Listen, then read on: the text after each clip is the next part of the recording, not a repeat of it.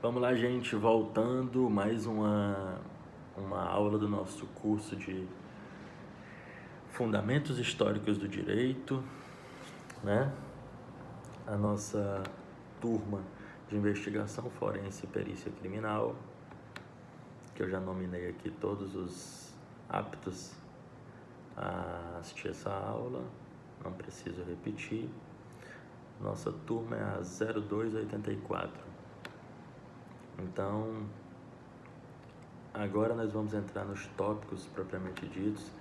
Dizer, pessoal, que esse momento delicado de reestruturação, de reorganização rápida que a unidade de ensino tem que fazer, que a rede de ensino tem que fazer, não é por uma escolha própria, como todos sabem, é um momento que nós estamos vivendo, e eu sei que cada um tem uma realidade, e essa realidade é difícil, mas eu peço que vocês respeitem e que acompanhem com atenção as decisões das nossas autoridades constituídas, das nossas autoridades sanitárias, porque o momento é grave, inclusive não é só não tem gravidade apenas para a saúde ou para a doença das pessoas, mas também porque abala economicamente a vida de muita gente, né? De muita gente que é empreendedor, de muita gente que trabalha na iniciativa privada, enfim. Mas a gente tem uma preocupação prioritária com a nossa vida, dos nossos familiares, da nossa saúde. Então eu peço que vocês acompanhem com atenção isso, torcendo para que logo a gente restabeleça os nossos canais normais de convivência, né? Mas que a gente possa respeitar o que as autoridades sanitárias estão dizendo, que a gente possa preservar os nossos familiares, que todos nós, na verdade, precisamos ter o máximo de distanciamento social nesse momento, mas que se a gente não tiver, que a gente não tenha contato com aquelas pessoas da nossa família que tem a oportunidade de ter o distanciamento social, porque aí a gente contribui para que a gente possa passar por essa temporada tão difícil com o mínimo de vítimas possíveis. Eu precisava dar esse recado, primeiro para dizer que a nossa faculdade tem a intenção de manter toda a atenção com vocês e que ela está sendo apenas mais uma vítima desse processo, mas também para alertar para a importância da saúde e da vida de todos nós, né? Nosso tópico 1, como foi citado, direito e história, aproximação necessária. Quero dizer para vocês mais uma vez que eu vou disponibilizar esse material aqui para vocês como uma forma de indução dos pontos principais do material de apoio de vocês, tá? Então vamos lá, o tópico 1. Eu destaquei, pessoal, um conceito que foi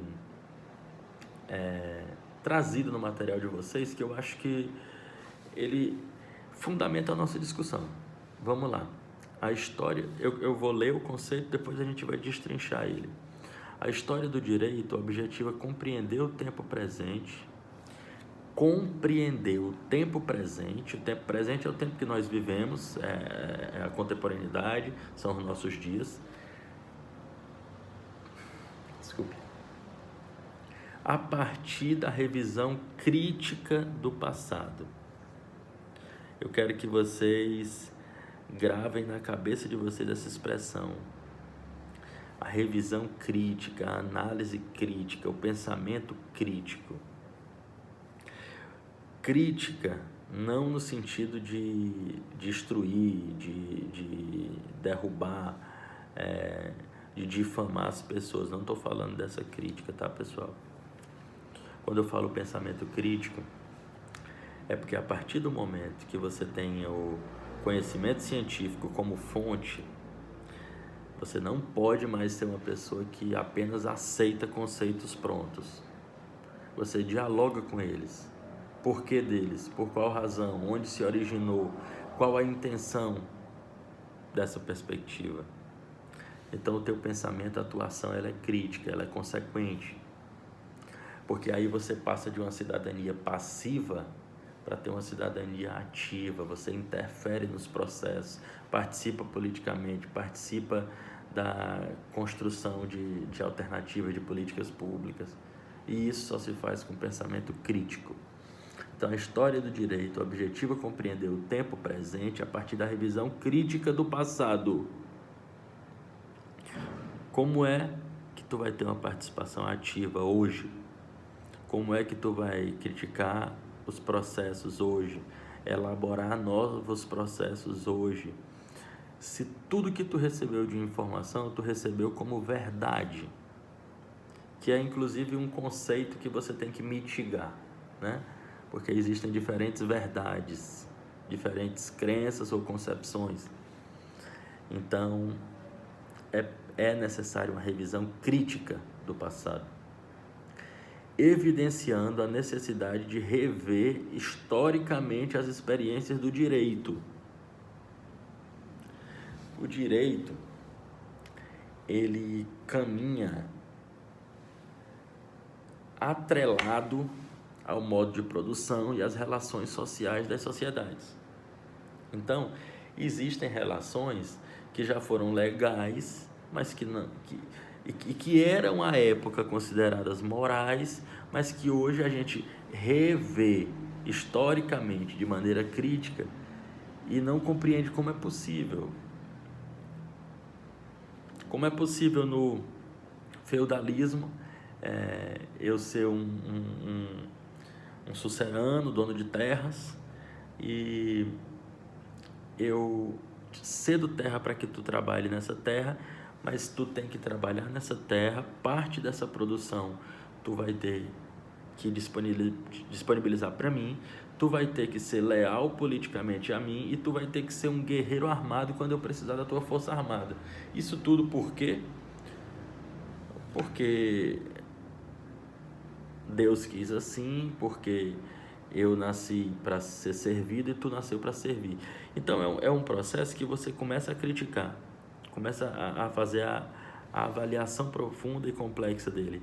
E aí você começa a humanidade a agir coletivamente, porque um começa a pensar, o outro também, um dialoga com o outro já passa para uma terceira pessoa e daqui a pouco coletivamente a gente pensa, não, esse processo era considerado legal. As elites que escreviam ou que tornavam público o que falavam, elas diziam que esse processo era moral, que a sociedade considerava como um bem a ser preservado. Mas e nós? E a nossa história, a nossa verdade, a nossa perspectiva é outra. Então vamos rever esse processo. Vamos abolir esse processo. Vamos se libertar desse processo. Então, como o direito caminha lado a lado com as relações sociais que são determinadas pelos modos de produção, então, em muitos momentos nós vamos nos deter com experiências que eram consideradas legais, que eram consideradas morais, mas que nós, para o bem do avanço civilizatório da humanidade, nós conseguimos superar. Então isso é uma revisão histórica das experiências do direito. Como hoje, certamente, tem muitos processos, eu, por exemplo, eu tenho um trabalho publicado na área do direito tributário, que é uma área que muito me apetece, e o meu trabalho trata sobre a tributação regressiva que tem no Brasil. Como os trabalhadores e a classe média, ou seja, os menos afortunados, pagam proporcionalmente mais impostos que os mais afortunados, como, por exemplo, o baronato do sistema financeiro. E aí, hoje esses processos são considerados legais. E elite econômica da base da nossa sociedade consideram processos morais, mas que hoje a gente já luta para rever, para transformar. Como? Através de uma análise crítica, revendo os processos históricos, vendo que, por exemplo, em um momento difícil como esse que nós estamos passando, se nós tivéssemos uma tributação progressiva, nós teríamos mais condições de enfrentar uma crise como essa, protegendo as pessoas mais vulneráveis e não punindo as pessoas mais vulneráveis pela sua condição. Enfim, então as experiências do direito, elas têm que ser compreendidas, mas elas também têm que ser criticadas, revisadas historicamente, com vistas a construir um direito moderno libertário. O que seria um direito moderno libertário? Primeiro, quando ele trata do direito moderno, eu queria que vocês aqui transplantassem essa expressão para os nossos dias, né? Como construir uma perspectiva do direito que ela possa garantir cidadania, que ela possa garantir liberdade, que ela possa garantir desenvolvimento, que ela possa atacar as desigualdades sociais e as desigualdades regionais. Então, um direito moderno libertário é isso, você construir um pensamento e que esse pensamento se torne norma, porque essa norma vai refletir bens jurídicos relevantes para a sociedade e que esses bens jurídicos, eles te garantam alguns valores que são elementares. Por exemplo, você tem direito à vida, você tem direito à liberdade. E esses direitos, eles não são orientações individuais da moral, da orientação política, da orientação religiosa de cada um. Porque você pode ser católico, você pode ser um militante político de esquerda, você pode ser um torcedor do Flamengo, e você pode ser um evangélico, um militante de direita, um torcedor do Vasco, mas todos os dois vão ter direito ao transporte público. Todos os dois vão ter direito à saúde pública. Todos os dois vão ter direito à educação pública. Então são bens relevantes e que a sociedade tem como uma leitura média que devem ser preservados. Isso que a gente tem que entender como o direito moderno. E quando ele fala libertário, é porque além de viver, além do direito à vida, além do teu direito à liberdade, que eu quero até falar também um pouquinho sobre isso, a liberdade não é só a liberdade de ir e vir, a liberdade de locomoção, a liberdade de transitar de uma cidade para outra, como até isso, ainda hoje no mundo moderno a gente convive com alguns países que dificultam, né, a migração das pessoas, como se nós não fôssemos todos irmãos, todos humanos, e como se os interesses econômicos desses países não ultrapassassem as fronteiras. Então, se os direitos econômicos ultrapassam as fronteiras, a cidadania também deve ser cada vez mais sem fronteiras, livre. Porque vejam bem, o direito, a necessidade de se colocar no papel, se colocar em estamentos, o que deve ser preservado, o que não deve, quem deve ser punido na sociedade, ele decorre de uma sociedade que padece de harmonia, que padece de igualdade, que padece de fraternidade. Se nós tivéssemos uma sociedade altamente fraterna, que nós nos considerássemos irmãos, tivéssemos empatia com a dor do outro, nós precisaríamos menos de legislações. Porque eu não posso acumular tudo e o meu irmão não ter nada. Eu não posso ter acesso à saúde e o meu irmão não ter. E eu considero que aquilo tudo é normal. Então o direito, ele vem como um grande mediador de conflitos de uma sociedade em crise. Mas o direito não vem agora. Sim, mas as relações desiguais em sociedade, elas também não vêm de agora. Então o direito foi sempre uma agência de mediação dessa dificuldade da humanidade em ser fraterna, né? Em ser empática com o outro. Então você tem a liberdade de crença, a liberdade de orientação política, a liberdade de orientação sexual, a liberdade de orientação filosófica. O bem que eu preservo não é o teu direito de ser islamita. O bem que eu preservo é a tua liberdade religiosa. Porque ser islamita, ou ser católico, ou ser evangélico, ou ter uma religião de natureza afrodescendente, vai ser uma orientação, uma opção, uma decisão tua, individual. Então não são as orientações individuais que são preservadas, porque essas são de teu foro íntimo, é tua decisão. O que o direito preserva é aquilo que a moral média da sociedade revela como importante. Então, além do direito à vida, além do direito à liberdade, você tem o direito de ir e vir. Você tem, até que te provem o contrário, a tua presunção de inocência. Você tem o teu direito à cidadania. Que o direito formal à cidadania quer dizer o quê? Que você pode votar e pode ser votado, mas essa é uma conceituação formal, que a cidadania é muito mais que isso. A cidadania é tu ter os teus direitos preservados, é tu ter eles efetivados através das políticas públicas, é tu ter direito à transparência de saber o que os governantes ou as classes dirigentes estão orientando com o dinheiro público, é tu ter direito à participação popular, a fazer parte das decisões, das deliberações. E além disso, tu ter direito a votar e ser votado.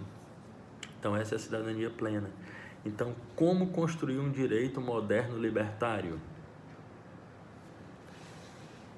Compreendendo o tempo presente a partir de uma revisão crítica do passado.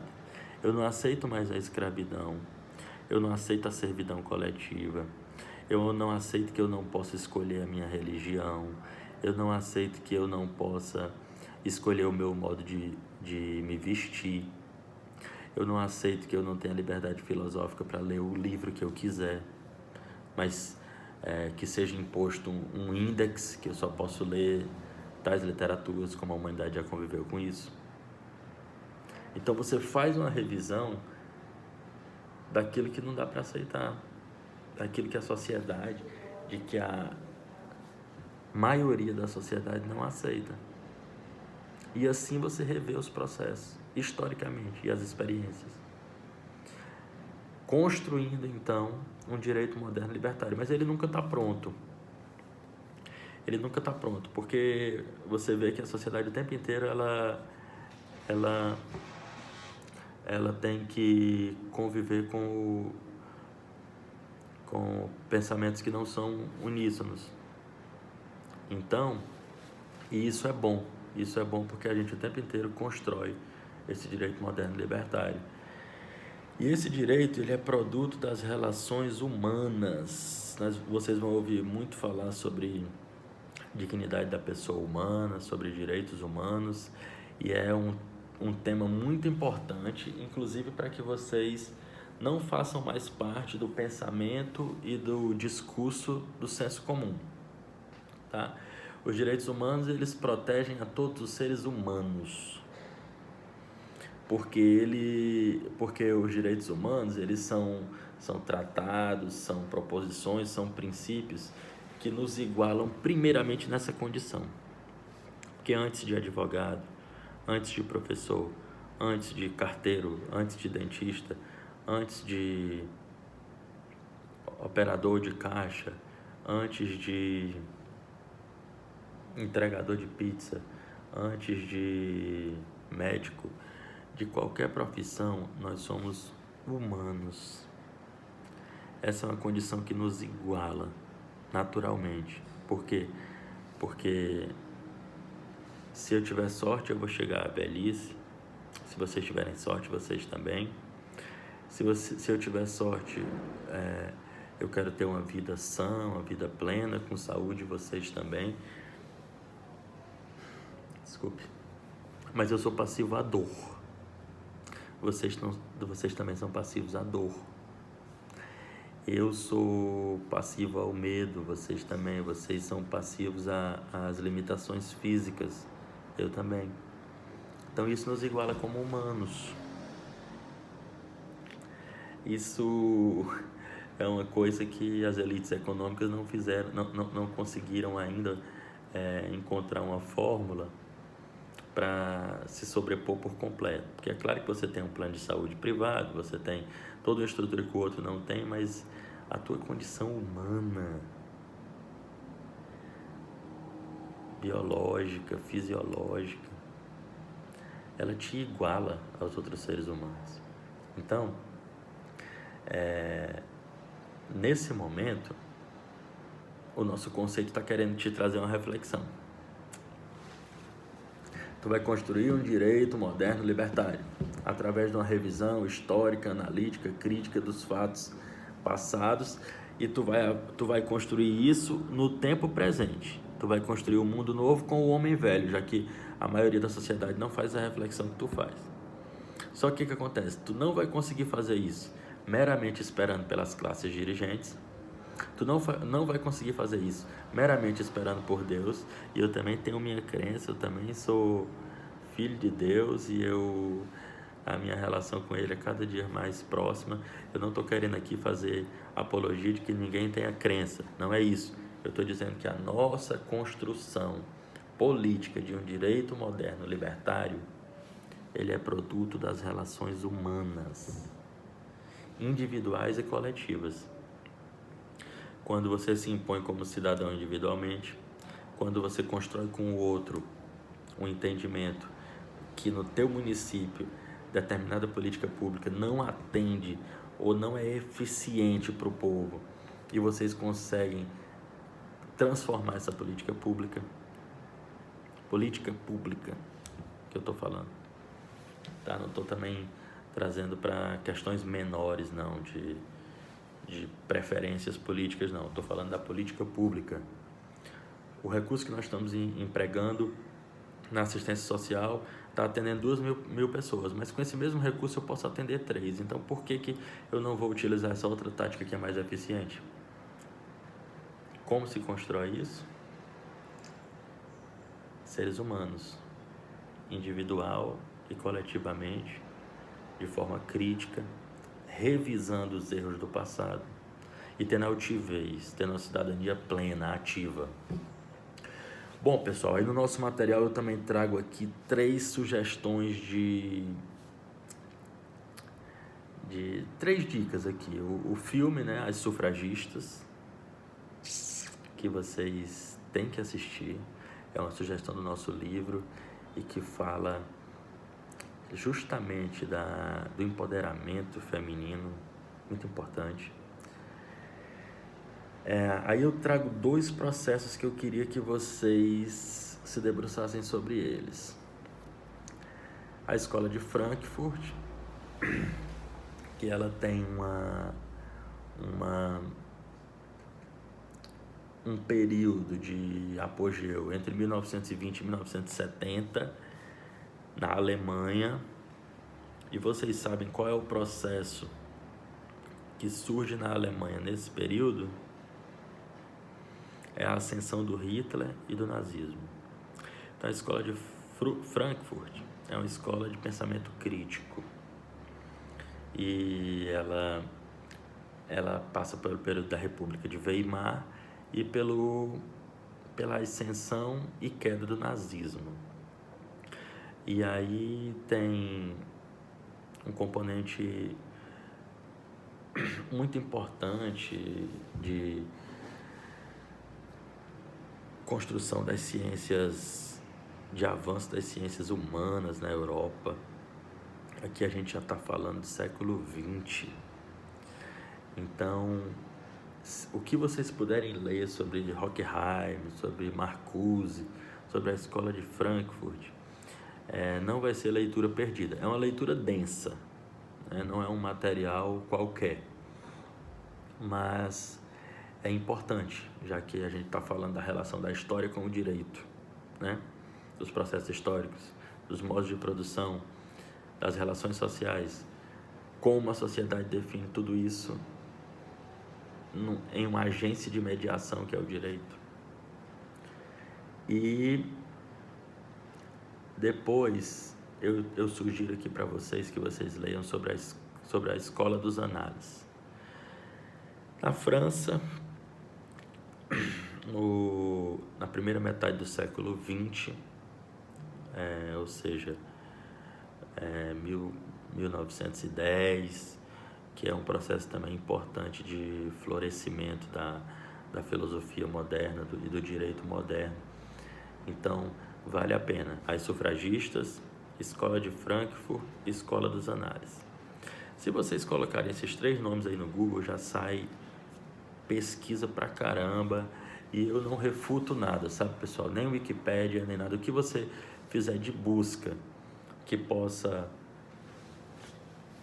enriquecer teu vocabulário, que possa melhorar a tua escrita, que possa te dar elementos para elaborar o teu pensamento próprio.